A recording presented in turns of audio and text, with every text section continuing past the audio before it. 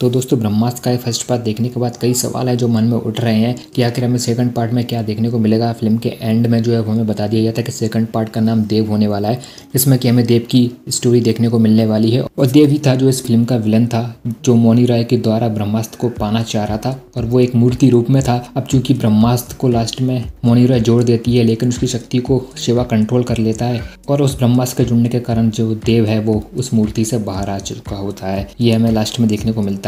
अब चूंकि ये देव ही है जो शिवा का पप्पा होता है, इसी कारण शिवा के अंदर अग्निअस्त्र होता है। तो जिन्होंने फिल्म देखी है वो जानते हैं देव अग्निअस्त्र में इतना निपुण था कि उसके जैसा अग्निअस्त्र को इस्तेमाल कर नहीं सकता था। इसके अलावा उसके पास और कई अस्त्र भी थे।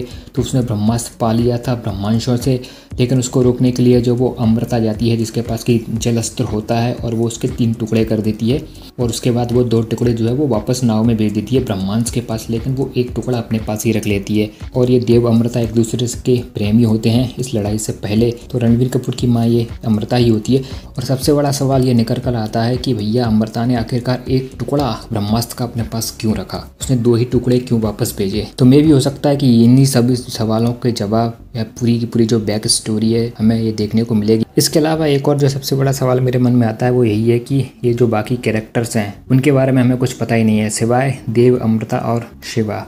इनके अलावा किसी भी कैरेक्टर की हमें बैक स्टोरी या कुछ भी नहीं पता है। खासकर मोनी रॉय के किरदार को लेकर मैं काफ़ी दिलचस्प हूँ और उसकी मैं बैक स्टोरी देखना चाहूँगा कि भाई आखिर वो देव से कैसे मिली और ये देव ने उसको कैसे कांटेक्ट किया, अपनी पावर कैसे उसको दी। इसके अलावा अमिताभ बच्चन का जो किरदार है गुरुजी का, उसके बारे में भी हमें ज़्यादा कुछ नहीं पता है। बस इतना पता है कि वो उस ब्रह्मांश के सदस्यों में से थे जिसमें कि देव भी था। इसके अलावा एक और चीज़ कि शाहरुख खान और नागार्जुन के किरदार, इनके पास ही वो ब्रह्मास्त्र के 2 टुकड़े क्यों थे, यानी कि गुरुजी अपने पास क्यों नहीं रखे वो ब्रह्मास्त्र के टुकड़े। गुरुजी जहाँ पर रह रहे थे वो जगह किसी को पता भी नहीं था और वो चाहते तो आराम से उनको सुरक्षित छुपा सकते थे वो माया अस्त्र के द्वारा। इसके अलावा 2 और कैरेक्टर हैं जो मेरे को ऐसा लग रहा है कि कुछ ना कुछ तो है इनका इम्पोर्टेंट रोल। एक तो आलिया भट्ट का ईशा का किरदार, जिसके बारे में भी हमें कुछ नहीं बताया गया है कि उसकी फैमिली कौन है क्या है। बस इतना बताया गया है कि वो एक अमीर खानदान से आती है, उसके दादा की एक झलक दिखाई जाती है। मतलब यार लड़की घूम रही है अकेले ही किसी लड़के के साथ और घर वालों को कोई चिंता ही नहीं है, ना ही उसको कोई फ़ोन कॉल आता है कुछ आता है।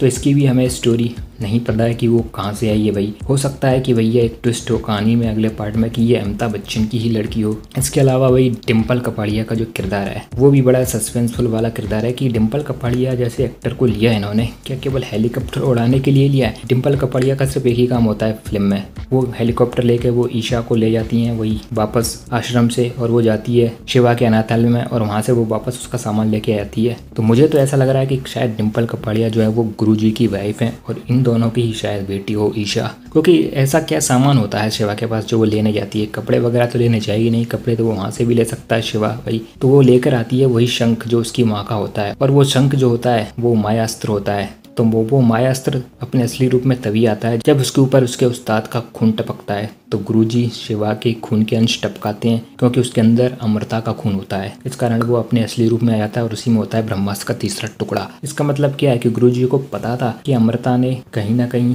वो ब्रह्मास्त्र छुपा के रखा हुआ है, शायद इसीलिए उन्होंने ईशा को शिवा के पीछे लगाया हो या उनको पहले ही पता चल गया हो कि शिवा अमृता और देव का बेटा है। तो ये एक स्टोरी हो सकती है भाई। तो आलिया भट्ट के किरदार तो मुझे काफ़ी सस्पेंसफुल लग रहा है, शायद सेकंड पार्ट में हमें उसकी कुछ सस्पेंस वाली स्टोरी देखने को मिल जाए, या फिर अगर इन्होंने बिल्कुल ही ऐसा सिंपल रखा हुआ है जैसा इस फर्स्ट पार्ट में दिखाया है तो फिर तो मैं यही कहूँगा कि आलिया भट्ट का किरदार सबसे कमज़ोर था। वो केवल एक प्लॉट आर्मर के लिए ही डाला गया किरदार रह जाएगा, बाकी इस किरदार का फिर कोई महत्व नहीं रह जाएगा क्योंकि शिवा की जो पावर है वो प्यार के कारण ही जागृत होती है, इसलिए उसकी ज़िंदगी में एक प्यार भेजना था, इसलिए ये किरदार लिख दिया है। अगर उसके पास कोई हिडन पावर वगैरह निकलती है तो शायद कुछ मज़ा आए आगे इस किरदार में देखने को। अगर कुछ ऐसा कुछ होता है तो भाई इंटरेस्टिंग होगा देखना। बाकी मैं तो ये चाहूँगा कि ये ट्रायलॉजी कंप्लीट हो ताकि पता चले कि ओवरऑल भाई इनके दिमाग में क्या ऐसा कंसेप्ट था, क्या कहानी चल रही थी कि इन्होंने 10 साल दिए हैं इस फिल्म के लिए। बाकी तुम्हारी कोई थ्योरीज हो या तुम्हारी कोई स्टोरी हो या जो तुम बताना चाहते हो तो कमेंट में ज़रूर बताओ। तो चलिए फिर यहीं पर रैप अप करते हैं इस वीडियो को। वीडियो पसंद आए तो लाइक करो, शेयर करो और चैनल को अगर अभी तक सब्सक्राइब नहीं किया तो प्लीज़ सब्सक्राइब जरूर कर लेना। मैं हूँ विवेक और तुम देख रहे हो सिनेमा एंड रिव्यूज़।